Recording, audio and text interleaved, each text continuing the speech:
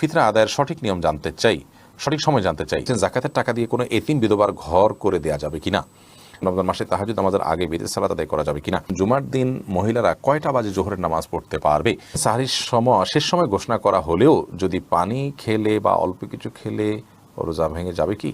রোজার সময় ভুল করে কিছু খেয়ে ফেললে ওই রোজার পরিবর্তে কি আরেকটা রোজা রাখতে হবে? রমজান মাসে অনেক হোটেলের সামনে পর্দা ঝুলিয়ে ভিতরে খাবার দেওয়া চলে, এ বিষয়ে কিছু বলুন। সর্বনিম্ন কত নগদ অর্থ বা স্বর্ণ থাকলে জাকাত ফরজ হয়? রমজান মাসে ভিতরে সালাত কি ইমামের পিছনেই পড়তে হবে নাকি একাও পড়া যাবে? তারাবির 4 রাকাত পরপর প্রচলিত যে দোয়াটি পড়া হয় এ সম্পর্কে আপনি বলেছেন এটি হাদিসে নেই, অথচ একজন আলেম দাবি করেছেন এটি হাদিসে আছে, এ ব্যাপারে আপনি কি বলবেন? রোজা রেখে মুখে গুল দিলে রোজা হবে কিনা? চলুন আমরা এবার আপনাদের প্রশ্নোত্তর আলোকিত ভবনে প্রবেশ করি। এরপর আমরা ইয়াসিন শেখ আপনি লিখেছেন, রোজা থাকা অবস্থায় বেশি সময় ধরে পানিতে থাকলে রোজার কোনো ক্ষতি হবে কিনা? রোজা অবস্থায় বেশি সময় ধরে পানিতে থাকলে রোজার কোনো ক্ষতি হবে না, তবে যদি কেউ অনেক সময় ধরে গোসল করে এবং ডুব দিতে থাকেন, এর ফলে নাকে মুখে কানে দিয়ে তার পানি প্রবেশ করতে পারে, বিশেষ করে নাক মুখ দিয়ে পানি প্রবেশ করার সম্ভাবনা অনেক বেশি থাকে। তো এই সম্ভাবনার কারণে এই আশঙ্কার কারণে অনেক বেশি সময় ধরে ডুবুডুবি করা উচিত নয়, কারণ এভাবে যদি পানি ঢুকে যায় তাহলে তার রোজা ভেঙে যাবে। তো রোজা ভেঙে যাবে, এরকম ভেঙে যেতে পারে, এরকম কোনো কাজ করা কোনো মুসলমানের জন্য জায়েজ নয়।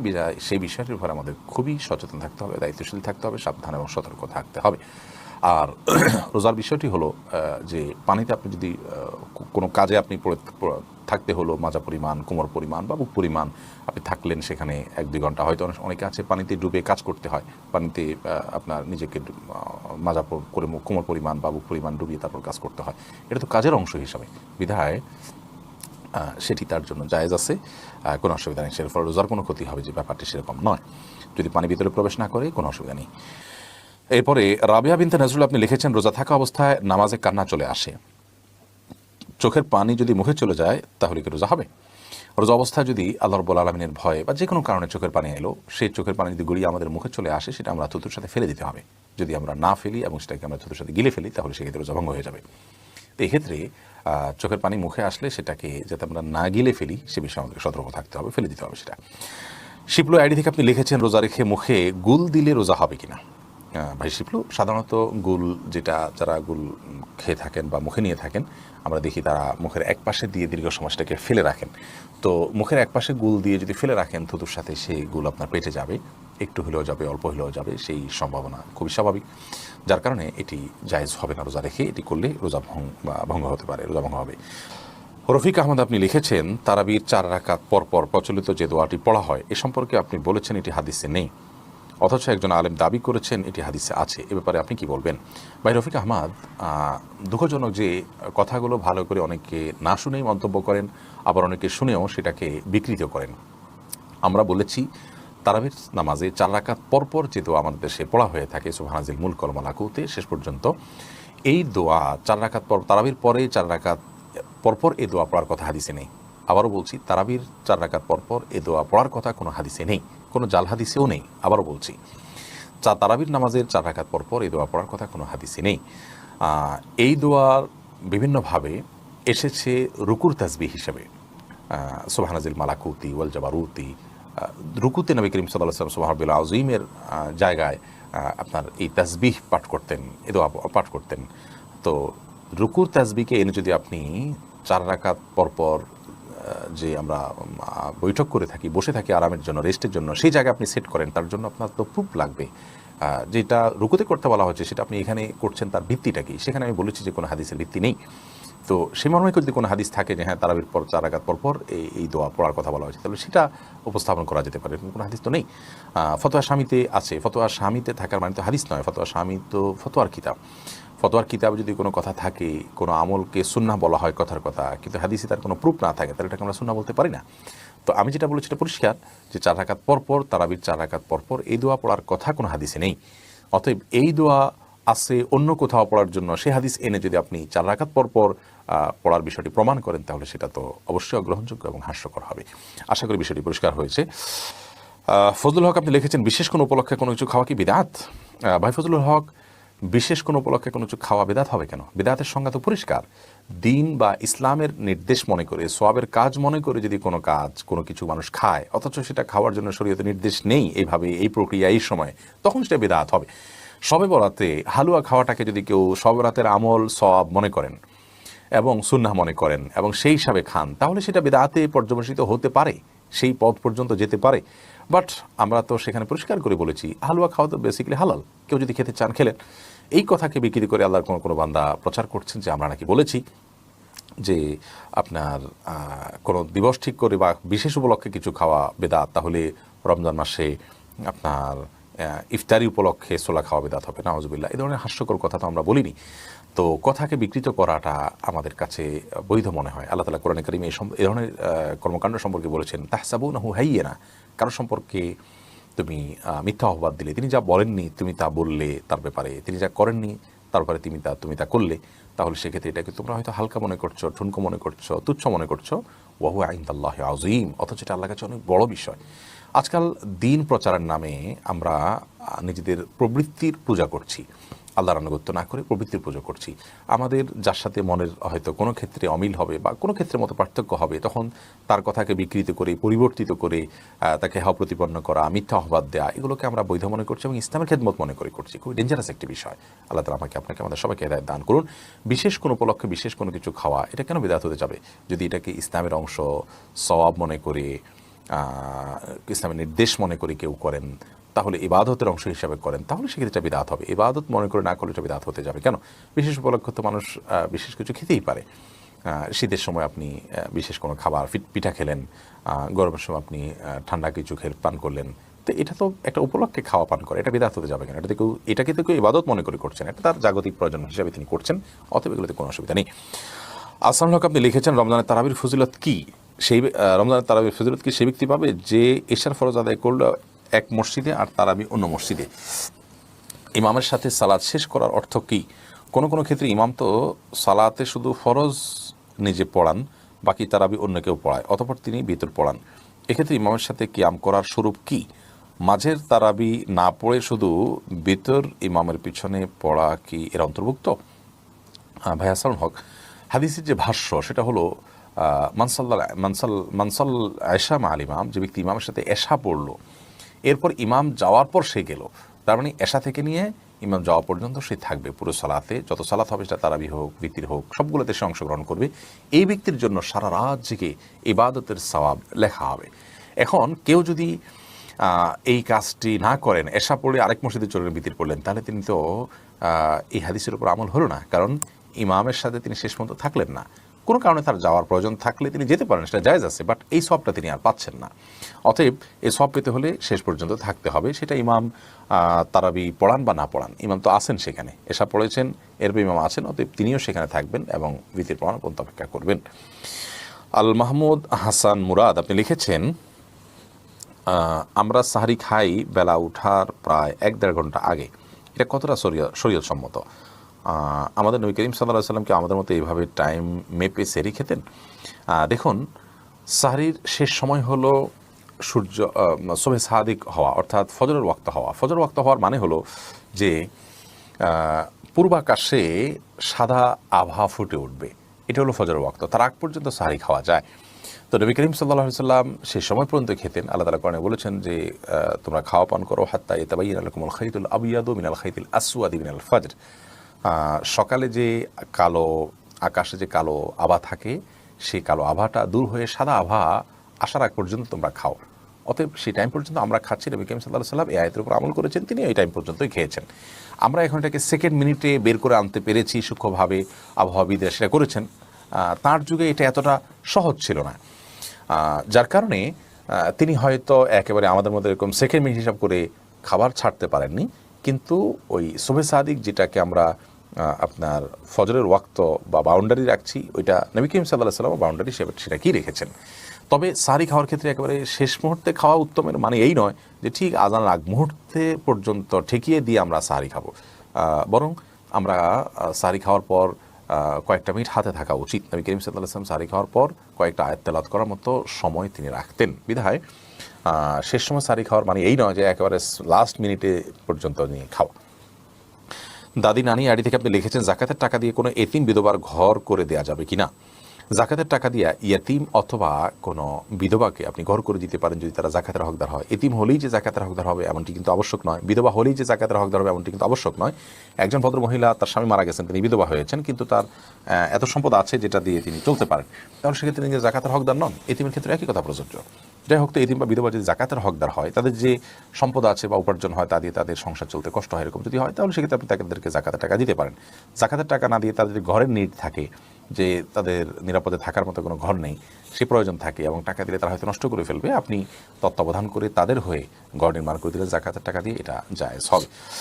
এমডি তানজিরুল আমিন আপনি লিখেছেন, কোনো হিন্দু ব্যক্তি ইফতারের দাওয়াত দিলে তার বাসায় গিয়ে ইফতার করা যাবে কিনা?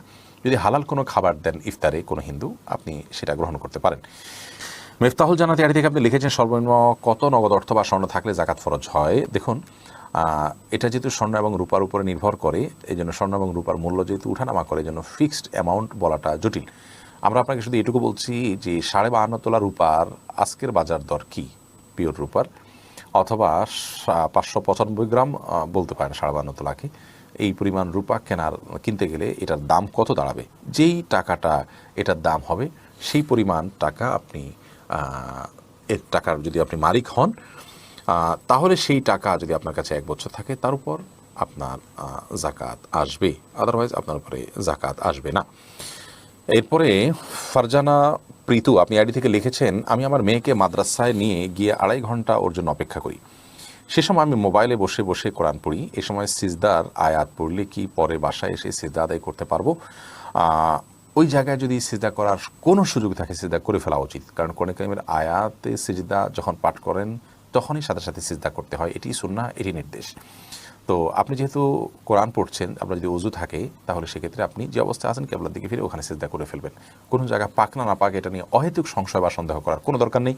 কারণ আমরা ধরুন আপনি একটা বেঞ্চিতে বসে, একটা টুলে বসে তেলাওয়াত করছেন, বা কিংবা ফ্লোরে বসে তেলাওয়াত করছেন, বা ফ্লোরে কিছু নাই, এমনি ফ্লোর মানে হাঁটাহাঁটি করছে, ওখানে কোনো নাপাক পড়ে আছে এমন কোনো আলামত যদি না থাকে তাহলে ওটা পাক, ওটাকে আপনি পাক ধরেই আপনি জাস্ট সিজদাতে উঠে যেতে পারেন। অতএব সিজদা তখনই দিয়ে দিবেন। আর যদি আপনি অপবিত্র থাকেন, অর্থাৎ ওযু নাই, তাহলে সেক্ষেত্রে আপনি পরে সিজদা দিবেন, তাতেও ইনশাআল্লাহ আদায় হবে। ইফতারের আগে দাঁত ব্রাশ করা যাবে?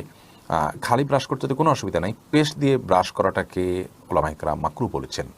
যদি আরবেন স্কলাররা সেটাকে মাকরুহ বলেন না, তো মাকরুহ হওয়ার মতটাই অধিকতর শক্তিশালী। কারণ হলো এটি ছাড়াও আমরা আমাদের দাঁত পরিষ্কার করার অপশন আছে, তাহলে বিনা প্রয়োজনে দাঁতে এটা ঘষলাম, তাহলে থুতুর সাথে আমাদের এটি পেটে যাওয়ার সমূহ সম্ভাবনা থাকছে। এই কারণে এটা অ্যাভয়েড করাই ভালো। আমরা মেসওয়াক করবো বেশি বেশি করে, আর খালি ব্রাশ করতে পারি, আর পেস্ট দিয়ে ব্রাশ করবো আমরা তার সারি করা আগ পর্যন্ত। যদিও যদি আপনি ব্রাশ করেন পেস্ট ব্যবহার করে এবং কুলি করে ফেলে দেন, মানে কোনোভাবে যেন গলার ভিতরে না যায় সেজন্য আপনার চেষ্টা করেন, এবং না যায় তাহলে সেক্ষেত্রে আপনার রোজা হয়ে যাবে। রোজা হবে না ব্যাপারটা সেরকম না। আহমদ রহিম আপনি লিখেছেন, তারাবি নামাজ না পড়লে কি রোজা হবে? জি ভাই, অবশ্যই রোজা হয়ে যাবে। রোজার সাথে তারাবি নামাজের সম্পর্ক এরকম নয় যে একটা না করলে আরেকটা হবে না, দুইটা স্বতন্ত্র ইবাদত। তারাবি কোনো কারণে পড়তে না পারলেও রোজা আপনাকে রাখতেই হবে এবং হয়ে যাবে। আর রাবিয়া রানী আপনি লিখেছেন, রোজার সময় ভুল করে কিছু খেয়ে ফেললে ওই রোজার পরিবর্তে কি আরেকটা রোজা রাখতে হবে? রোজার সময় ভুল করে যদি কিছু আপনি খেয়ে ফেলেন, তাহলে সেক্ষেত্রে তার জন্য আরেকটা রোজা রাখতে হবে না, কারণ ভুল করে খেয়ে ফেললে সেটা মাফ। এবং এক্ষেত্রে আপনার বিভিন্ন হাদিসের সুস্পষ্ট বক্তব্য রয়েছে, যার কারণে রোজা রেখে রোজার কথা আপনার মনে নেই, আপনি খাচ্ছেন, হঠাৎ মনে হলো, তারপর আর খাওয়া ছেড়ে দিয়েছেন, মনে হওয়ার পর আর আপনি গিলেন নেই, তাহলে সেক্ষেত্রে আপনার এই রোজা ভঙ্গ হবে না এবং এর কারণে আরেকটা রোজা রাখতে হবে না। নুহা আলী আপনি লিখেছেন, রোজা রেখে শুধুমাত্র নাকে ব্যবহারের জন্য স্প্রে করা যাবে কিনা? দেখুন, নাকে স্প্রে করলে সেটা তো আমাদের গলায় যাওয়ার সমূহ আশঙ্কা আছে, সেজন্য আপনি এটা করবেন না রোজা রেখে। আহমেদ বাশির আপনি লিখেছেন, আমি আজকে অসুস্থতার কারণে রোজা রাখতে পারিনি, আমি কি করব? অসুস্থতা যদি এই লেভেলের হয় যে রোজা রাখার মতো ক্ষমতা আপনার নাই, আপনি অসুস্থ হয়ে করভাবে এবং মৃত্যু বা অঙ্গহানি বা সিরিয়াস কোনো কষ্ট হবে যেটা অসহনীয় পর্যায়ে থাকবে, এই আশঙ্কা যদি আপনি রোজা ভাঙতে হয় বা রোজা রাখতে হয়, তাহলে সেই রোজাটা আপনাকে রমজানের পর রেখে দিতে হবে। তার জন্য কোনো কাফারা বা অন্য কোনো ক্ষতিপূরণ দিতে হবে না, শুধুমাত্র যেই রোজা ভাঙা পড়বে সে রোজা রেখে দিলেই হবে। একটা ভাঙা পড়লে একটা, দুইটা ভাঙা পড়লে দুইটা রেখে দিবেন। এরপর সাব্বির হোসেন আপনি লিখেছেন, রমজান মাসে ভিতরে সালাদ কি ইমামের পিছনেই পড়তে হবে নাকি একাও পড়া যাবে? একাও পড়তে পারেন, কোনো অসুবিধা নেই, ইমামের পিছনে পড়তে হবে বাধ্যবাধকতা নাই। তবে ওই যে ফজিলত পেতে হলে ইমাম যাওয়া পর্যন্ত আপনাকে অপেক্ষা করতে হবে। রাত জেগে বা ফজিলত পেতে হলে ইমামকে নামাজে রেখে আপনি চলে যাবেন, এটা হবে না। বরং আপনি প্রয়োজনে অপেক্ষা করতে পারেন, দুপুজি কিরাসকাত দোয়া পড়লেন, এরপর বিতির শেষে সবাই যখন গেল আপনি তখন বের হলেন।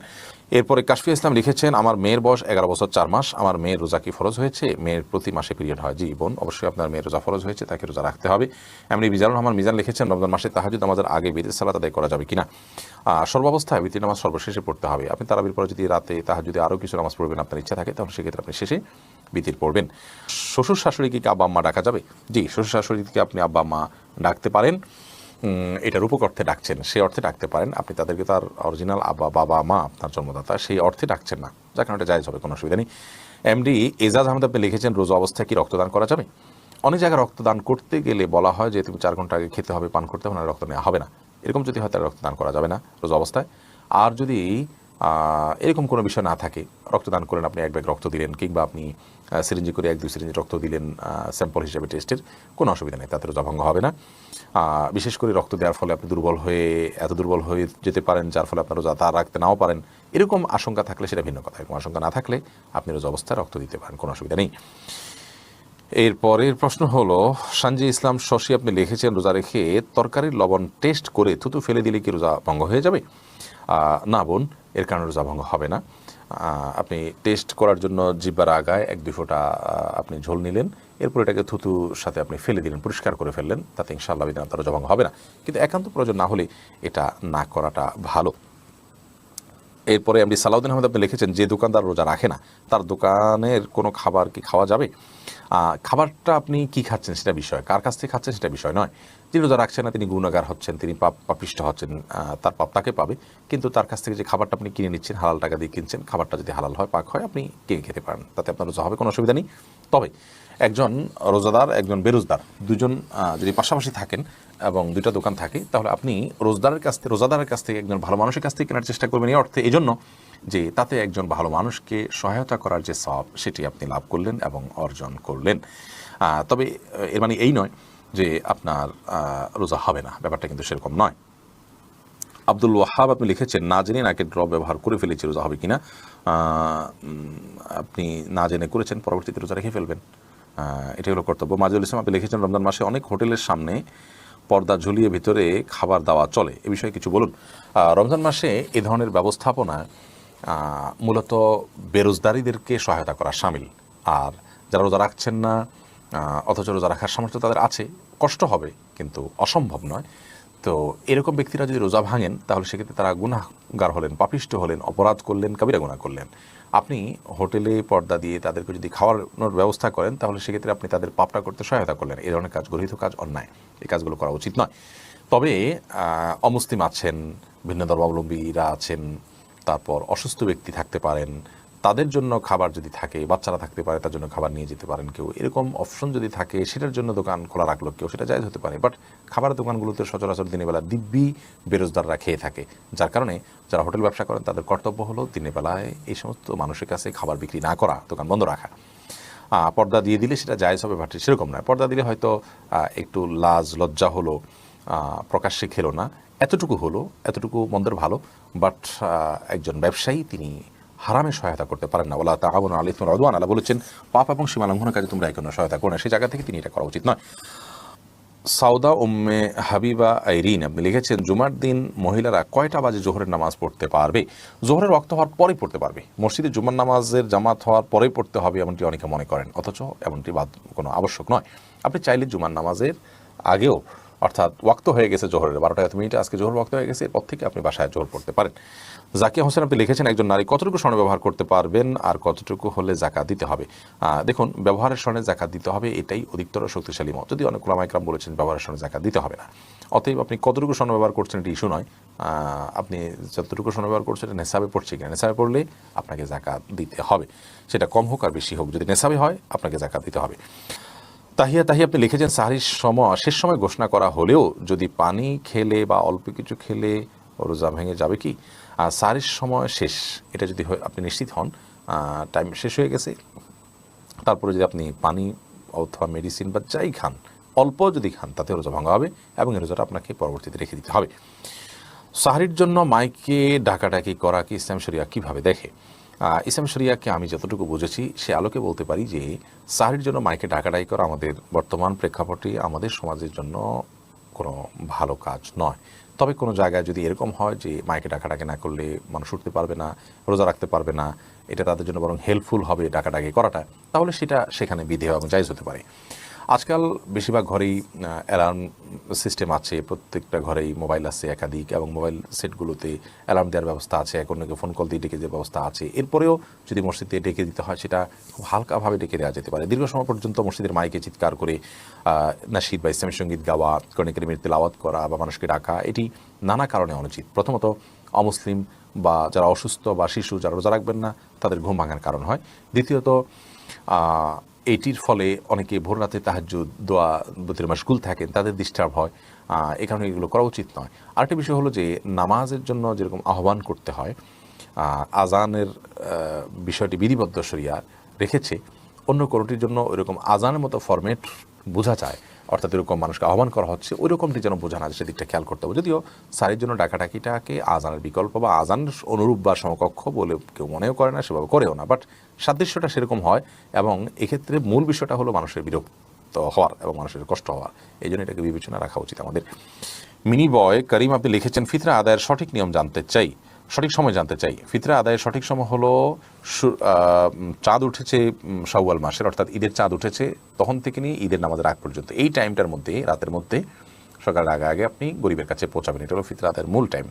এই সময়ের মধ্যে এত অল্প সময়, শর্ট টাইমে ফিতরা আদায় করা যদি কঠিন হয় মনে হয়, তাহলে 2-1 দিন আগেও ফিতরা আদায় করাকে জায়েজ বলেছেন ফুকাহায়ে কেরাম। তবে কোন অবস্থাতেই ঈদের নামাজের পরে আদায় করলে সেটি জায়েজ হবে না, যেহেতু হাদিসে সুস্পষ্টভাবে ব্যাপারে বক্তব্য রয়েছেন। নবী সাল্লাল্লাহু আলাইহি ওয়াসাল্লাম বলেছেন, ফামান আদ্দাহা ক্বাবলা আল সালাহ, যে ব্যক্তি ঈদের নামাজের আগে ফিতরা আদায় করলো, ফাহিয়া মাকবুলাহ, তাহলে সেটি ফিতরা হিসেবে আল্লাহর কাছে গ্রহণযোগ্য হবে ইনশাআল্লাহ। আর ওয়ামান আদ্দাহা বাদা সালাম, যে ব্যক্তি ঈদের পরে আদায় করবে, ঈদের নামাজের পরে, ফাহিয়া সাদাকাত মিনাস সাদাকাত, তাহলে সেটা অন্য 10টা সাদকার মতো একটা সাদকা বা দান হবে, এটা কোনো ফিতরা হিসাবে বিবেচিত হবে না। এমনি মুস্তাফিজুর রহমান আপনি লিখেছেন, রোজা রাখা অবস্থায় যদি কোনো ব্যক্তি মারা যায় তাহলে কি তার জন্য বিশেষ কোনো ফজিলত রয়েছে? রমাদান মাসে কবর রাজা আপনার জাহান্নাম বন্ধ থাকে, সেজন্য সুধারণা করা যায়, আল্লাহ তাআলা তার প্রতি রহম করবেন, এটুকু, কিন্তু নিশ্চিতই কিছু বলা তো কঠিন। বোরহানুদ্দিন আপনি লিখেছেন, রোজার নিয়ত কি মুখেই করা লাগবে? না, নিয়ত মানে ইচ্ছা করা, এটা অন্তরের বিষয়। আপনি অন্তরে রোজা রাখছেন, আপনার সেই ইচ্ছা আছে, আপনি জানেন আপনি রোজা রাখছেন, এটাই যথেষ্ট, এটাই মনোনিয়ত। এরপরে সাজিদুর রহমান লিটন আপনি লিখেছেন, রোজা থেকে ঘুমের মধ্যে স্বপ্নে কিছু খেতে দেখলে কি রোজা নষ্ট হবে? না, স্বপ্নে কিছু খেতে দেখলে রোজার কোনো ক্ষতি হবে না, কারণ আপনি তো বাস্তবে খান নাই, স্বপ্নে খেয়েছেন। অতএব স্বপ্নে যা কিছু হয় এটা কোনো হিসেব হয় না। স্বপ্নে আপনি একজনকে খুন করেছেন, স্বপ্নে আপনি জেনা করেছেন, আল্লাহ মাফ করুক, স্বপ্নে আপনি খেয়ে ফেলেছেন রোজা রেখে, এগুলো সব স্বপ্নে দেখেছেন, যেহেতু বাস্তবে যেহেতু করেননি, অতএব এগুলোর কারণে আপনার রোজার কোনো ক্ষতি হবে না, এগুলোর কারণে কোনো দায় আপনাকে নিতে হবে না। শারমিন আক্তার আপনি লিখেছেন, রোজা রাখা অবস্থায় কি মুখে স্নো পাউডার ব্যবহার করা যাবে? যাবে, কোনো অসুবিধা নেই, কারণ রোজার কোনো ক্ষতি হবে না। তবে আপনার ঠোঁট হয়ে এটা যেন মুখে না যায় সেটা যেন আপনি চেষ্টা করবেন। মাহিরুদ্দিন আপনি লিখেছেন, তারাবি নামাজ 1 রাকাতে মাসবুক হলে ইমামের সাথে সালাম ফিরাবো নাকি 1 রাকাতে দাঁড়িয়ে পড়বো? 1 রাকাত পাননি, আর 1 রাকাত পেয়েছেন, তাহলে ইমাম সালাম ফিরিয়ে ফেলেছে, আপনি দাঁড়িয়ে 1 রাকাত পড়বেন, পড়ে সালাম ফিরিয়ে ফেলবেন। জান্নাতুল ফেরদৌস আপনি লিখেছেন, রোজা অবস্থায় খুব বেশি শ্বাসকষ্ট হলে কি ইনহেলার নিতে পারবো? খুব বেশি শ্বাসকষ্ট হলে আপনার ধৈর্য ধরতে পারছেন না, এরপর আপনি ইনহেলার নিতে পারেন, কোনো অসুবিধা নেই। তবে ইনহেলার নিলে আমাদের দেশের বা সাবকন্টিনেন্টের ফুকাহায়ে কেরাম, উলামায়ে কেরামের গবেষণা অনুযায়ী আপনাকে রোজাটা আবার রেখে দিতে হবে। যদিও আরবিয়ান স্কলার বা সৌদি আরব উলামায়ে কেরাম বিশেষ করে ওনার ইনহেলার নিলে সেটাকে রোজা ভঙ্গের কারণ মনে করেন না, কারণ ইনহেলারে যে গ্যাসটা হয়ে থাকে, এই গ্যাসটা তাদের বক্তব্য হলো পাকস্থলিতে যায় না, এটা যায় হলো বড়দের আমাদের লাং পর্যন্ত, এটা শ্বাস নালীকে একটু প্রশস্ত করার জন্য হেল্প করে, এটা এক ধরনের গ্যাস, এবং এই গ্যাসটাতে এই পরিমাণ মেডিসিন থাকে যেটা আসলে মানে কোনোভাবে সেটাকে দৃশ্যমান করা, অর্থাৎ সেটাকে আকার দিয়ে পানির আকার দিয়ে তরল করে দৃশ্যমান করা কঠিন, এরকম এত অল্প পরিমাণে থাকে। আর দ্বিতীয়টা পাকস্থলিতে যাওয়ার জন্য তারা একটা জায়েজ বলেছেন। তারপর আপনি রোজা রমজানের পরে আবার রেখে দিলেন, সেটাই নিরাপদ। যদি শ্বাসকষ্ট হয় তাহলে আপনি ইনহেলার নিতে পারেন, যদি খুব বেশি কষ্ট হয় আপনার। আর যদি সবর করতে পারেন, না নিয়ে থাকতে পারেন ইত্যাদি পর্যন্ত, সেটা সবচেয়ে বেটার এবং ভালো। আব্দুল্লাহ বাকি লিখেছেন, রোজা অবস্থায় মেডিকেল চেক আপ, রক্ত এবং প্যাথোলজি করা যাবে কিনা? যাবে, কোনো অসুবিধা নেই। সুমাইয়া বিনতে আমিন আপনি লিখেছেন, আমার হাজব্যান্ড গত রোজায় অনেক অসুস্থ ছিল, তাই রোজা রাখতে পারে নাই, এখন সে আল্লাহর কাছে, আমি ওর রোজাগুলো রেখেছি, এই রোজা হবে কি? আপনার স্বামী রোজা রাখতে পারেন নাই এবং পরে অসুস্থ হতে পারেন নাই, আপনি তার পক্ষ থেকে ফিদিয়া দিবেন, এটাই হলো এক্ষেত্রে মূল বিকল্প। অর্থাৎ এটাই হলো করণীয়।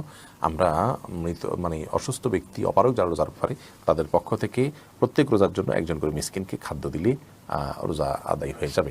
একবার পুরো খাদ্য দিলেন অথবা আপনার ফিতরা দিলেন, 30 রোজার জন্য 30টা ফিতরা দিলেন। এরপর প্রশ্ন, ছোট বাচ্চা শুধুই বুকের দুধ খায়, রোজা রাখলে বাবুর আমাশয় হয়, করণীয় কি? একটু কষ্ট করবেন, প্রয়োজনে দিনের বেলা ঘুম পাড়িয়ে রাখবেন, আপনি নিজেও ঘুমাবেন, রাতের বেলা একটু জেগে থাকবেন, অর্থাৎ অভ্যাস একটু পাল্টাবেন। রাতেও তো আপনি দীর্ঘ সময় না খাওয়া থাকেন, সেভাবে থাকবেন এবং একটু কষ্ট হলে ডাক্তার দেখান, বিকল্প বের করেন। অর্থাৎ রোজাটা ফরজ বিধান, এই ফরজ বিধান আবশ্যক হওয়ার কারণে রোজা রেখে অন্যান্যগুলোকে কীভাবে আপনার করা যায়, ওভারকাম করা যায়, সেই চেষ্টাটা আমাদের থাকতে হবে। মোহাম্মদ নাইম, আপনি লিখেছেন, আমি আগে রোজা তেমন একটা রাখতাম না, এখন রাখি। আগে যেগুলো রাখিনি তার কি করা উচিত? আগে যেগুলো রাখেনি সেগুলো এখন রেখে দিবেন। কয়টা হয়েছে আনুমানিক একটা অঙ্ক হিসাব করে বের করে সপ্তাহে 1টা 2টা 4টা যে যতটুকু পারেন রেখে রেখে আপনি আস্তে আস্তে সেগুলো শেষ করবেন। নিজামুল ইসলাম নিজাম লিখেছেন, রোজা অবস্থা অনিচ্ছাকৃতভাবে মুখে বমি হলে কি রোজা হবে? হবে।